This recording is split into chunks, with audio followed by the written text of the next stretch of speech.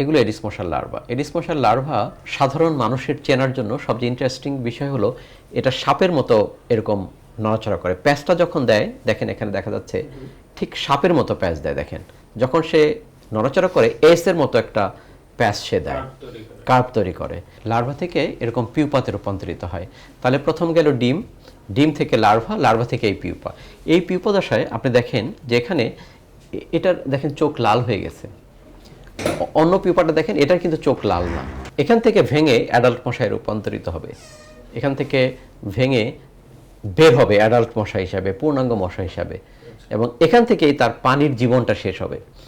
পানির জীবনটা শেষ হলে সে উড়ন্ত মশা হয়ে যাবে। এর আগ পর্যন্ত কিন্তু সে পানিতে থাকে। মশা নিয়ন্ত্রণ করার জন্য আপনাকে মশার যে প্রজনন স্থল, আপনি যেটা দেখলেন লার্ভা, এই লার্ভা অবস্থায় মশাকে নিয়ন্ত্রণ করতে হবে। মশা যেখানে জন্মায় সেই ব্রিডিং প্লেস ম্যানেজমেন্ট করতে হবে। আমরা যেটাকে বলি ইন্টিগ্রেটেড মসকিটো ম্যানেজমেন্ট। যতদিন পর্যন্ত ইন্টিগ্রেটেড মসকিটো ম্যানেজমেন্ট না হবে ততদিন পর্যন্ত মশা নিয়ন্ত্রণ হবে না। মেয়র আসবে, মেয়র যাবে, সরকার আসবে, সরকার যাবে, কিন্তু মশার জায়গায় মশাই থাকবে। আপনার ইন্টিগ্রেটেড মসকিটো ম্যানেজমেন্টের যে 4টি কম্পোনেন্ট আছে, একটা হচ্ছে এনভায়রনমেন্টাল ম্যানেজমেন্ট, দ্বিতীয়টা হচ্ছে বায়োলজিক্যাল কন্ট্রোল, তৃতীয়টি হচ্ছে কেমিক্যাল কন্ট্রোল, চতুর্থটা হচ্ছে জনগণকে সম্পৃক্ত করা মশা নিয়ন্ত্রণের সঙ্গে। এই 4টি কম্পোনেন্টকে আপনি যদি একত্রিত করতে না পারি, আমরা সিটি কর্পোরেশনগুলো যদি একত্রিত উপায়ে এই 4টি কম্পোনেন্টকে আগিয়ে নিতে না পারে, তাহলে মশা নিয়ন্ত্রণ হবে না। অনেকেই বলে যে এডিস মশা পানিতে ডিম পারে। আসলে এডিস মশা পানিতে ডিম পারে না, পানির জমা পাত্রের কানায় ডিম পারে। আপনি একটু পরে হয়তো ল্যাবে থেকে আপনি এটা রেকর্ড করবেন যে এডিস মশা পাত্রে জমা পানির কানায় ডিম পারে।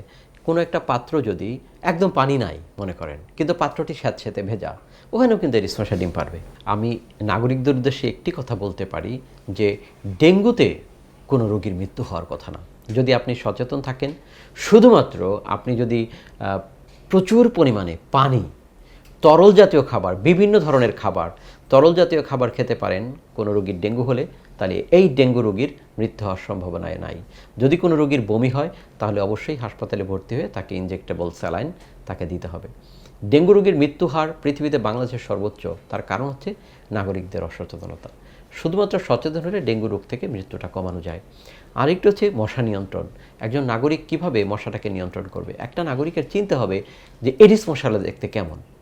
এডিস মশা যদি চিনে, এডিস মশার ডিম চিনে, এডিস মশার লার্ভা চিনে, এডিস মশার পিউপা চিনে, এডিস মশা পূর্ণাঙ্গ হলে কেমন এটি যদি চেনে, তাহলে তার বাড়ির আশেপাশে, বাড়ির আঙিনাতে, বাড়ির ভেতরে এডিস মশা আছে কিনা সে বুঝতে পারবে। আর যখন বুঝতে পারবে তখন সে নিজেকে প্রোটেক্টিভ রাখতে পারবে, নিজেকে কন্ট্রোল করতে পারবে। যদি দেখে তার বাড়িতে কোথাও এডিস মশা আছে, তাহলে ধারণা করে নিতে হবে তার বাড়ির আঙিনাতে, আশেপাশে বা প্রতিবেশীর বাড়িতে কোথাও এডিস মশার প্রজনন হচ্ছে। সেটিকে একটু খুঁজে বের করে কোনো পাত্র যদি থাকে সেটিকে ফেলে দিতে হবে। এরকম প্রত্যেকটি নাগরিক যদি যার যার অবস্থান থেকে এই সচেতন কাজটুকু করে, তাহলে কিন্তু একভাবে সামাজিক একটি আন্দোলনে রূপান্তরিত হয়। আর এই সামাজিক আন্দোলনে রূপান্তরিত হলে আস্তে আস্তে কিন্তু এডিস মশার ঘনত্ব কমবে এবং ডেঙ্গুও কমবে।